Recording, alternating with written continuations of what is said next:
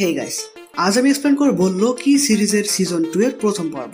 তো আপনারা সিজন 1 যারা এখনো দেখেননি তারা ডেসক্রিপশন বক্সে দেওয়া লিংকে ক্লিক করে এখনই সিজন 1 দেখে আসুন। কারণ সিজন 1 এর কাহিনী না জানা থাকলে আপনারা এই ভিডিওর আগামাথা কিছুই বুঝবেন না। তাহলে চলুন আর বেশি কথা না বাড়িয়ে শুরু করা যাক আজকের এক্সপ্লেন ভিডিও। শুরু করার আগে আমি রিফাত আছি আপনাদের সাথে। স্বাগতম আমার চ্যানেলে বিএম দা এক্সপ্লেইনার।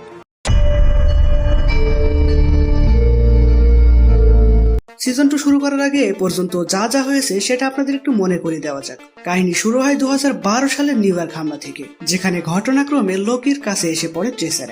সেটা নিয়ে সে টেলিপোর্ট হয়ে একটি জায়গায় পৌঁছায় এবং সেখান থেকে তাকে ধরে আনা হয় টাইম ভেরিয়েন্ট অথরিটি বা টিভিএতে। এর পরের কাহিনী তো আপনারা সবাই জানেন। লোকিকে শাস্তির হাত থেকে বাঁচিয়ে সিলভি নামে তার একটি ভ্যারিয়েন্টকে ধরার জন্য তাকে কাজে লাগিয়ে দেওয়া হয়। এরপর সিলভির সন্ধান পেয়ে লোকি তার থেকে টিভি এর অনেক গোপন কিছু জানতে পারে এবং তারা এও জানতে পারে যাদেরকে টিভি এর স্রষ্টা হিসেবে বলা হয় তারা আসলে নকল, টিভি এর আসল মালিক অন্য কেউ। তারপর তারা অনেক কষ্টে সময়ের শেষ প্রান্তে টিভি এর আসল মালিক অর্থাৎ হি হু রিমেইন্স এর সন্ধান পায়।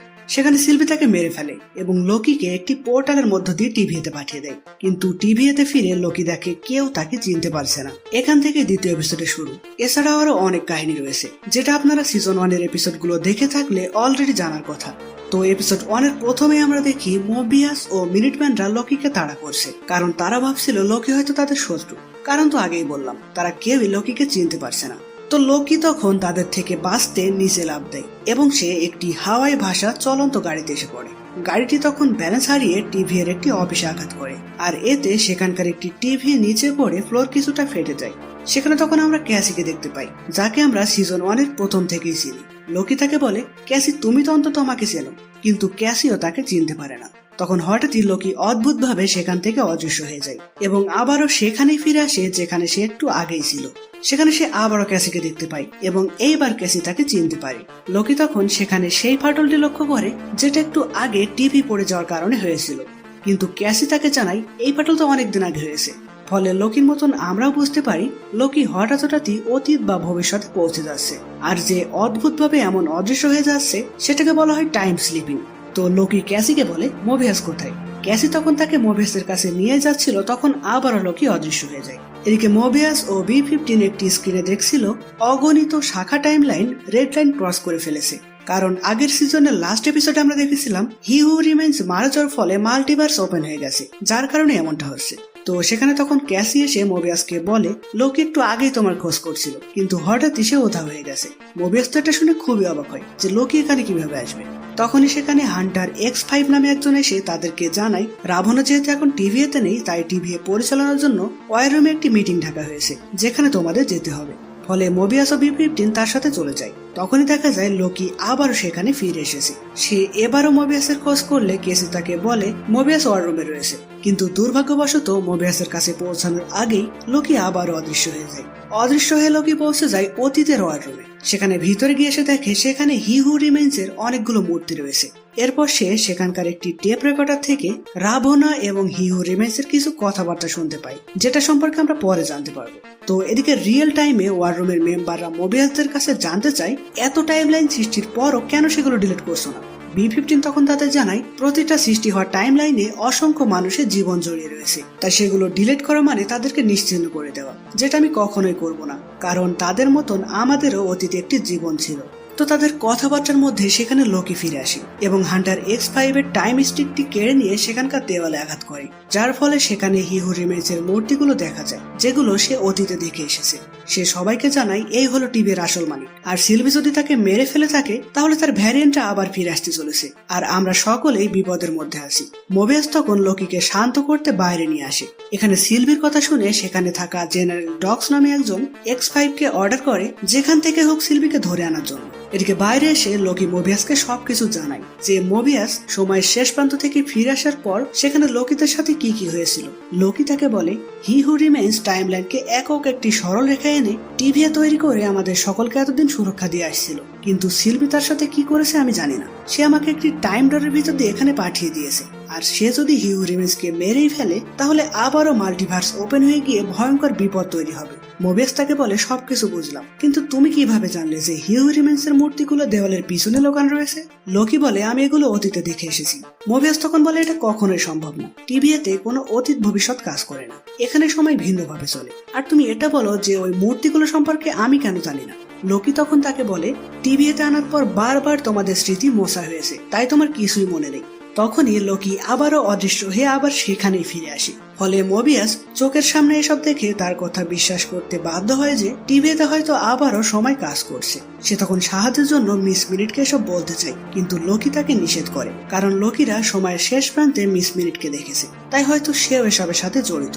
এখানে আমরা জানতে পারি হিউ রিমেন্স আগে নিজে প্রকাশ্যে টিভি পরিচালনা করত, কিন্তু পরে কোনো কারণবশত সে টাইম কিপারদের তার জায়গায় বসিয়ে পিছন থেকে সে সবকিছু কন্ট্রোল করতে শুরু করে। তো যাই হোক, মোবিয়াস লোকিকে রিপেয়ার্স অ্যান্ড অ্যাডভান্সমেন্ট ডিপার্টমেন্টে নিয়ে যায়, কারণ সবার প্রথমে লোকিকে এই টাইম স্লিপিং প্রবলেমটি ঠিক করতে হবে। যে কাজে তাদেরকে সাহায্য করতে পারে সেখানকার রিপেয়ারম্যান ওরোবোরোস বা ওবি। তো মোবিয়াসরা সেখানে পৌঁছালে ওবি তাকে বলে অনেকদিন পর দেখা হলো মোবিয়াস। মোবিয়াস তখন একটু অবাকই হয়, কারণ ওবিকে তার কাছে একটু অপরিচিতই লাগছিল, কিন্তু ওবি মোবিয়াসকে জানাই সে 400 বছর পর তার কাছে আসলো। ফলে এখানে আমরা বুঝতে পারি ওবি যেহেতু টিভি এর রিপেয়ারম্যান, তাই মোবিয়াসের স্মৃতি বারবার মুছে ফেলা হলেও ওবির স্মৃতি কিন্তু একবার মোছা হয়নি। সে টিভি এর সৃষ্টি থেকে এখন পর্যন্ত এইভাবে কাজ করে যাচ্ছে। তো লোকি তখন তাদের সামনেই আবার অদৃশ্য হয়ে যায় এবং পৌঁছে যায় অতীতের ওবির কাছে। সে অতীতের ওবির কাছে টাইম স্লিপিং থেকে মুক্তির কোনো উপায় জানতে চায়। ওবি তাকে বলে টেম্পোরাল অরা এক্সট্রাক্টর নামে একটি জিনিসের সাহায্যে তোমাকে এই সমস্যা থেকে মুক্ত করা সম্ভব। এই এক্সট্রাক্টর যদি টেম্পোরাল লুমে সেট করা যায় এবং সেই টাইমেই যদি তুমি নিজেই নিজেকে ডিলিট করে দাও, তাহলেই এই এক্সট্রাক্টর তোমাকে সময়ের স্রোত থেকে বের করে বর্তমানে ফিরিয়ে আনতে পারবে। লোকি তখন অতীতের ওবিকে ওই রকম একটি এক্সট্রাক্টর বানাতে বলে, কারণ বর্তমানে এটা তার প্রয়োজন। তো লোকি আবারও অদৃশ্য হয়ে বর্তমানে ফিরে আসে। সেখানে দেখা যায় ওবির কাছে সেরকম একটি এক্সট্রাক্টর রয়েছে, যেমনটা লোকি অতীতে গিয়ে তাকে বানাতে বলেছিল। আর ওবিরও মনে পড়ে যায় যে অতীতে লোকি তার কাছে এসেছিল। তো তারা তখন একটি বিশেষ রুমে যায়, যেখান থেকে মোবিয়াস যাবে এক্সট্রাক্টরটি টেম্পোরাল লুমে সেট করে সেটাকে লঞ্চ করতে। এখানে টেম্পোরাল লুমটি দেখে ওবি খুবই ভয় পেয়ে যায়, কারণ এত টাইমলাইন সৃষ্টির ফলে টেম্পোরাল লুমে অনেক চাপ পড়ছে, আর এটি যে কোনো সময় ধ্বংস হয়ে যেতে পারে। ওবি তাদের জানায় এই সমস্যা মিস মিনিট থাকলে সমাধান করতে পারত, কিন্তু রাবণের সাথে সাথে মিস মিনিটকেও খুঁজে পাওয়া যাচ্ছে না। ফলে সে লোকিদের জানায় তোমার টাইম স্লিপিং থেকে মুক্ত করার কাজ আমাদের খুব দ্রুত করতে হবে, তারপরে টিভিকে বাঁচাতে আমাকে ব্লাস্ট ডোর বন্ধ করতে হবে। তাই সঠিক সময়ের মধ্যে যদি তোমরা তোমাদের কাজ ঠিকভাবে করতে না পারো, তাহলে মোবিয়াসের চামড়া নুডলসের মতন টুকরো টুকরো হয়ে যাবে, আর লোকি সারা জীবনের জন্য সময়ের মধ্যে হারিয়ে যাবে। ওবি তখন লোকিকে একটি টাইমার দিয়ে বলে এটাই সবুজ আলো জ্বলার অর্থ মোবিয়াস এক্সট্রাক্টরটি সেট করতে পেরেছে, আর তখনই তোমাকে নিজেকে ডিলিট করে দিতে হবে। এর জন্য সে লোকিকে একটি টাইম স্ট্রিকও দেয়, কিন্তু তখন হঠাৎই লোকি সেই টাইম স্ট্রিকটি ছাড়াই আবার অদৃশ্য হয়ে যায়। এবার সে এসে পৌঁছায় ভবিষ্যতে। এদিকে মোবিয়াস শুট পরে এক্সট্রাক্টরটি নিয়ে টেম্পোরাল লুমের কাছে পৌঁছে যায় এবং সেটা যথাস্থানে সেট করে দেয়। আর ভবিষ্যতে থাকা লোকির হাতে টাইমারে সবুজ আলো জ্বলে ওঠে, কিন্তু নিজেকে ডিলিট করার মতন কোনো টাইম স্ট্রিক লোকি সেখানে খুঁজে পাচ্ছিল না। এদিকে নির্ধারিত সময়ের মধ্যে লোকি নিজেকে ডিলিট করতে না পারায় ওবি বাধ্য হয়ে ব্লাস্ট ডোরটি বন্ধ করার সুইচ প্রেস করে দেয়। তখন দেখা যায় ভবিষ্যতে থাকা লোকি একটি টেলিফোনের রিং হওয়ার আওয়াজ শুনে সেদিকে যায়। সেখানে গিয়ে সে দেখে সেখানকার লিফটের ভিতর থেকে সিলভি বেরিয়ে আসার চেষ্টা করছে। ঠিক তখনই পিছন থেকে কেউ তাকে ডিলিট করে দেয়, আর অবশেষে ব্লাস্ট ডোর বন্ধ হওয়ার একদম আগ মুহূর্তে লোকি মোবিয়াসকে নিয়ে ফিরে আসে। এরপর দেখা যায় অনেক মিনিটম্যানরা পোর্টালের ভিতর দিয়ে কোথাও যাচ্ছে, যেটা দেখে হান্টার B-15 ভাবে শুধুমাত্র সিলভিকে খুঁজতেই এত লোক যাচ্ছে নাকি অন্য কোনো ব্যাপার।